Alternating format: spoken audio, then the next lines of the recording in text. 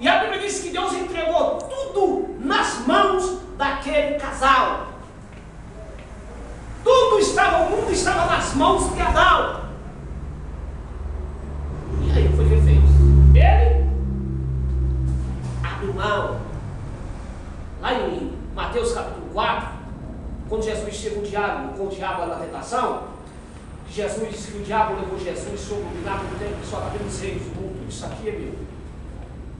Tudo isso aqui é meu. Porque a mim me foi entregue. Jesus não disse a mentira. Não. Adão entregou a ele de mão beijada. Deus deu para Adão e Adão entregou nas mãos de Adão. Jesus não disse que era mentira dele. Porque ele entregou o meu dele. Então, mas tudo isso foi culpa de quem? Foi culpa da mulher. Vê se vamos mais batendo assim para discutir um pouco, tá, irmão? Mas nós estamos brincando. A culpa, na realidade, a culpa do pecado, de tudo que acontece hoje, foi do Adão. Porque quando a mulher caiu, ou seja, quando a mulher tocou no fruto lá, não aconteceu nada. Foi quando ele comeu, foi que aconteceu a coisa. Foi que a tragédia veio. Mas não deixa dela não ter uma sua parcela de culpa, né? Vamos fazer como o Adão, vamos. Não é assim que eu vou falar? Vai assumir sozinho. Ô pastor, Deus, ele é onisciente, ele sabe de tudo antecipadamente. Já perguntaram isso para mim, sobre responder. Por que ele colocou a árvore lá do bem e do mal? Porque ele colocou com propósito, porque se não era para eles comerem, assim, qual o objetivo dele ter colocado aquela árvore lá? Porque ele não podia ter posto e está tudo bem até hoje. Mas já perguntaram isso para mim, eu não soube responder. Certo. É como assim, vamos dizer assim, vamos começar assim.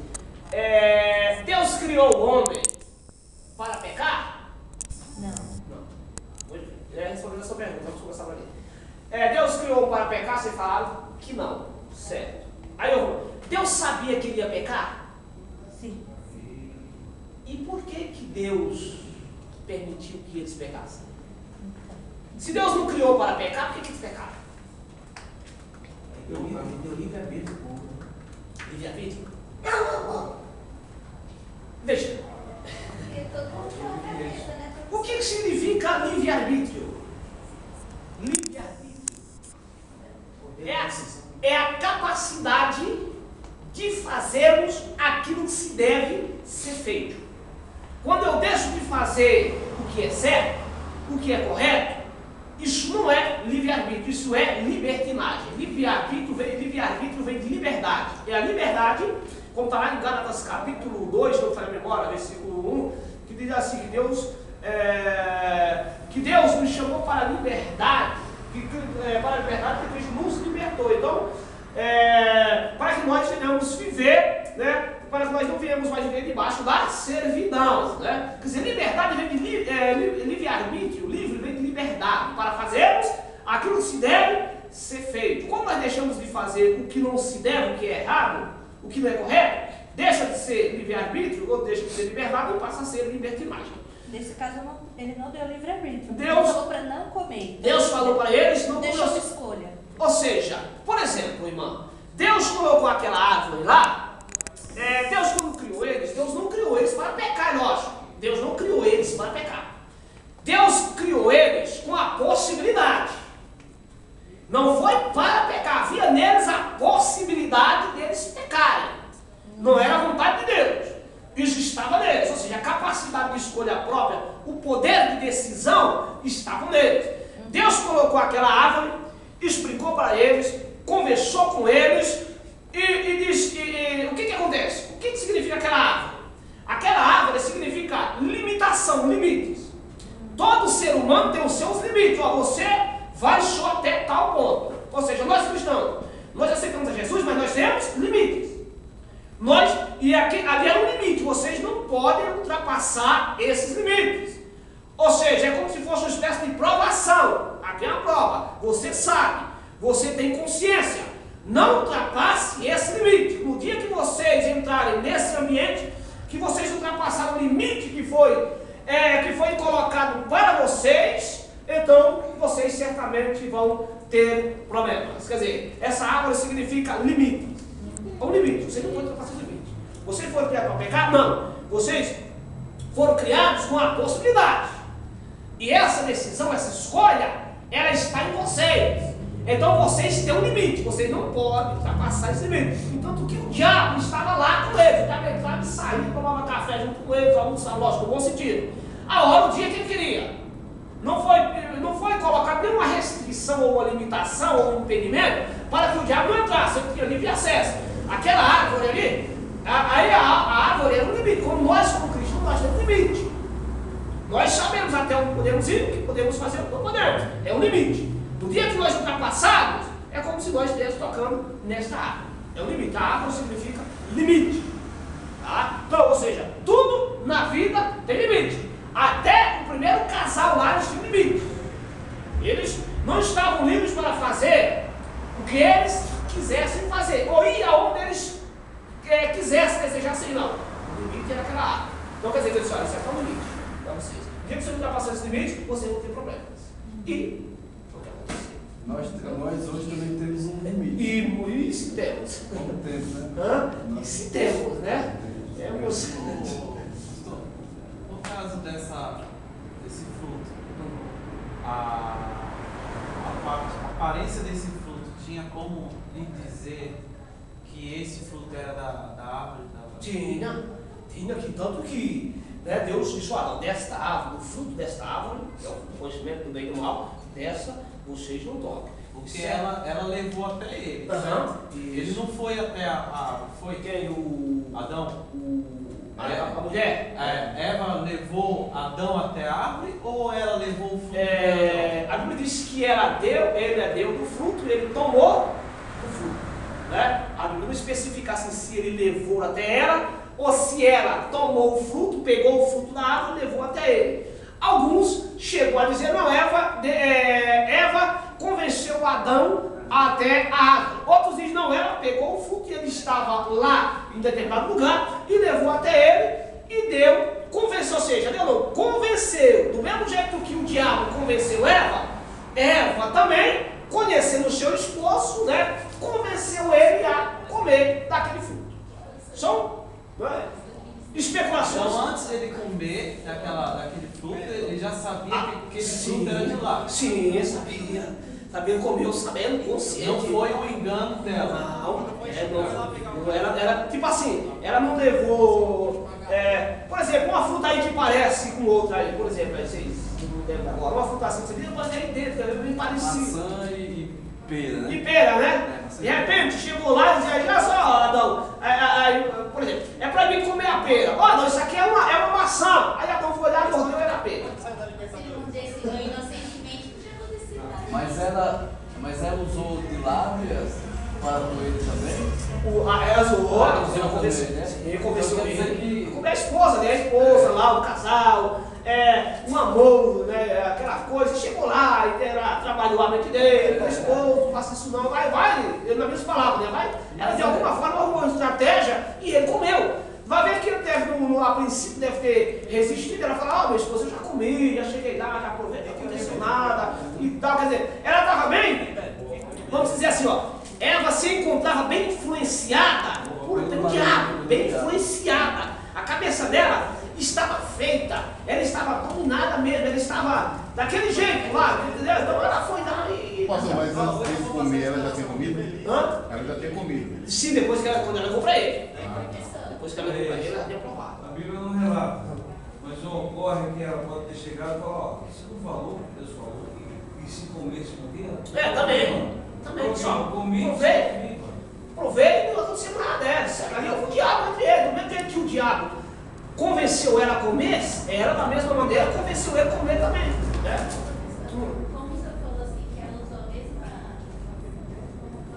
Mesma estratégia? do diabo, por isso que a mulher é muito barra. A pessoa entendeu com isso. A outra pensa barra pro lado do Deus, que ela é igualzinha a Satanás. Não, o diabo convenceu ela a comer. O diabo convenceu ela a comer, e como ela, influenciada e dominada por aquele argumento dele, como que não aconteceu nada quando ela provou do fruto, então ela chegou lá também, convenceu o Adão e e ele comeu. E a partir do momento que ela comeu, ela já mudou o espírito dela, já mudou todo o comportamento, porque ela comeu uma coisa que não era para ela. Mas quando ela comeu, irmão, não posso mais, né? Você vê que não aconteceu nada. Ela comeu, a coisa continuou normal. O impacto só aconteceu quando ele, o Adão, quando Adão tocou. Se Adão não tivesse rejeitado, recusado, não tinha acontecido nada. Agora, quando ele tocou, aí viu um impacto. Aí a coisa ferveu. Mas até então estava tudo normal. Foi só quando ele, porque a ordem foi diretamente para ele. Continuando. Vamos lá. Isso nos mostra que a família, desde a sua instituição, foi alvo dos ataques do inimigo. Isso, vamos ser. Satanás fez de tudo para que o propósito de Deus para as famílias fosse destruído. Tá? Então ele fez de tudo. Né? Como nós já falamos ainda hoje, né? O diabo espera apenas uma oportunidade para entrar e destruir as famílias. Felizmente, ele tem encontrado muito espaço, muita liberdade, muita oportunidade. Tá, irmãos? Então, não é fácil. Porém, Deus é soberano e Senhor, e seus propósitos jamais serão frustrados. Da semente da mulher nasceria o Messias, aquele que esmagaria Satanás. O propósito do inimigo é matar, como já falamos, e roubar e destruir. Mas Jesus veio ao mundo para destruir os intentos do maligno, né? Então, veja aqui, esses são os 3 trabalhos, né? O diabo está com essa tarefa aqui na terra: matar, roubar e destruir, tá? Os resultados da queda no relacionamento familiar. Qual é a origem dos males que atacam a família? Pecado. A vida familiar de Adão e Eva era perfeita, né? Porém o pecado trouxe a disfunção para o seio da família. Então, observe, né? Já existiu um casamento? Existe algum casamento perfeito?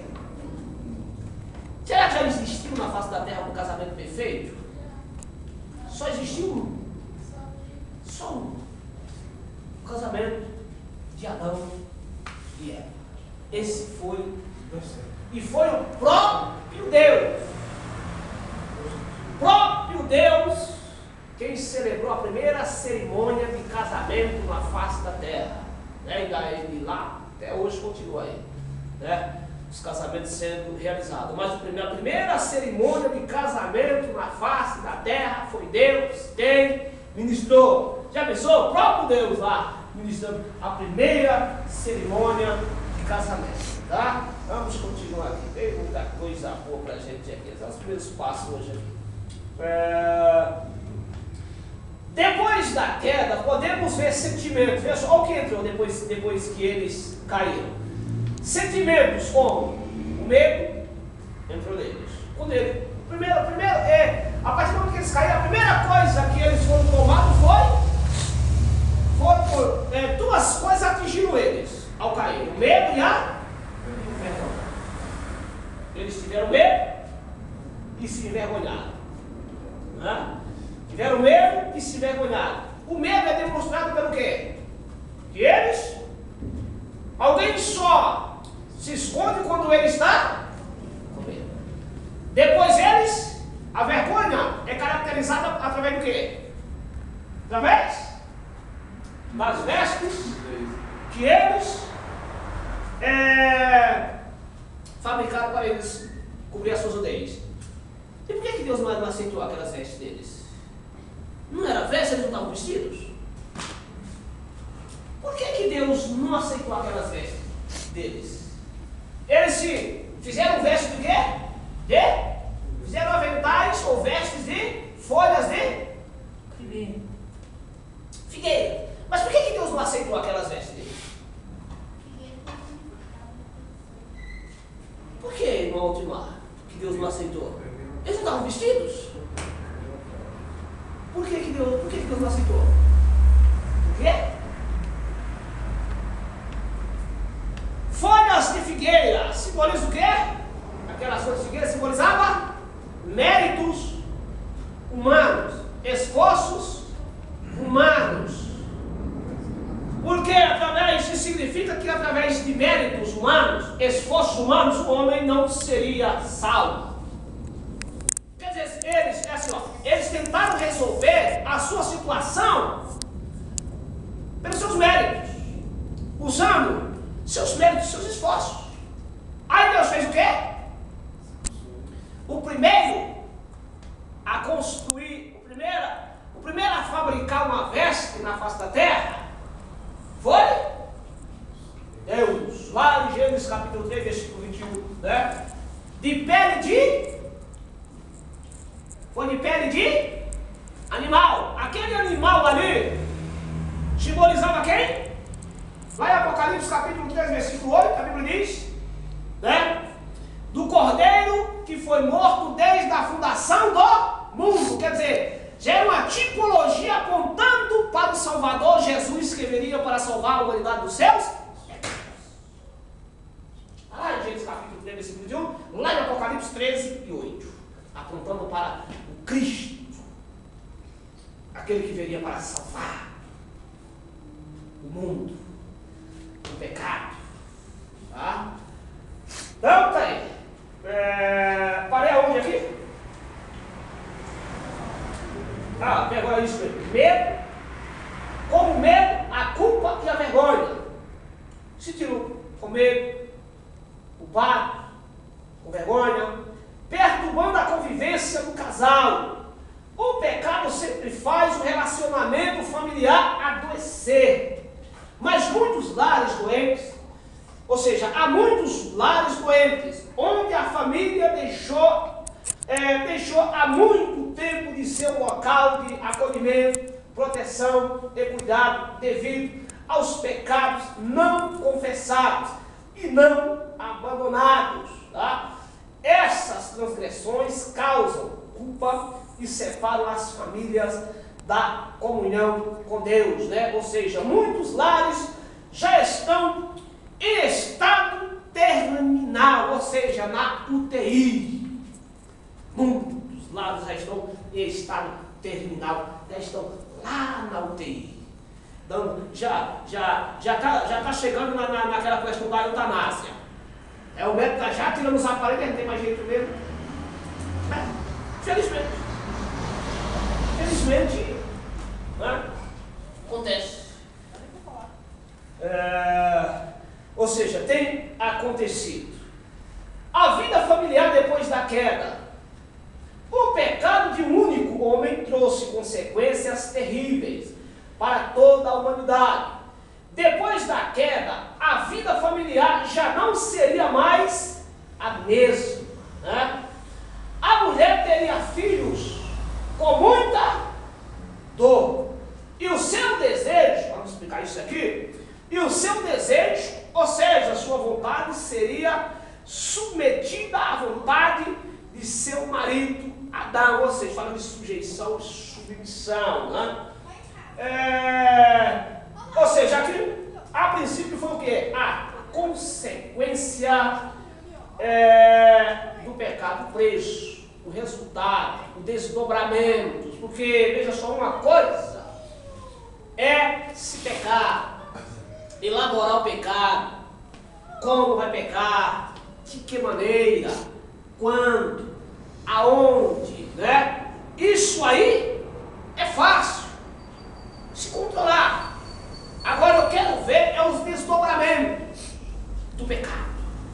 É quando as consequências chegar na porta assim, ó. Cheguei. Eu quero ver como lidar, como controlar as consequências, os desdobramentos. Foi o que aconteceu com eles.